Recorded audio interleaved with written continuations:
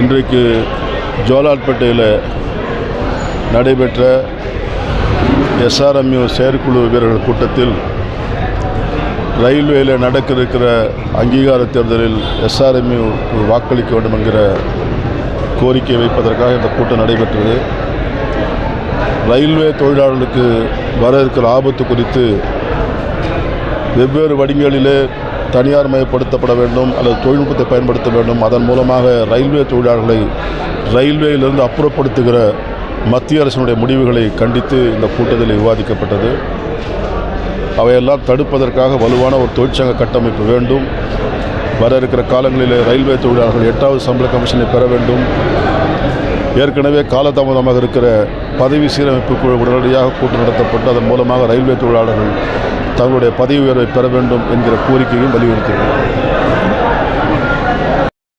95% அதிகமான வாக்கு வித்தியாசத்தில் வெற்றி பெறணும் என்பது நல்லா தெரிஞ்சுங்க. ஒவ்வொரு விஷயத்தையும் முன்னின்று எடுத்து செய்யக்கூடிய வேண்டிய ஒரே யூனியன் SRMU.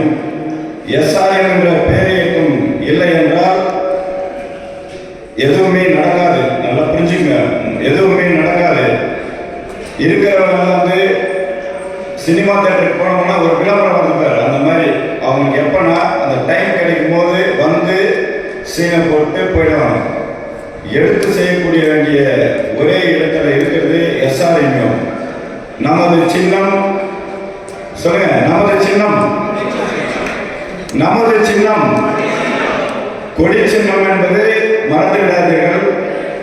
அனைத்து நபர்களும் ஒரே எண்ணத்தோடு இருக்கணும். எந்த ஒரு விஷயம் இருந்தாலும் அடுத்த நிமிஷமே எடுத்து செய்யறது நமது SRMU தவிர்த்து வேற யாருக்கும் அந்த அருகதை இல்லை என்பது இங்க வந்திருக்கும் அனைத்து தொழிலாளர்களுக்கும் தெரியும், அவர்களுக்கும் தெரியும். அவர்களுக்கே ஒரு பிரச்சனை கூட வந்து என்கிட்ட தான் சொல்றாங்க. இங்க ஏன் கேட்டீங்கன்னா, நீ போய் சொன்னாதான் வந்து அந்த DME கேட்கிறாங்க.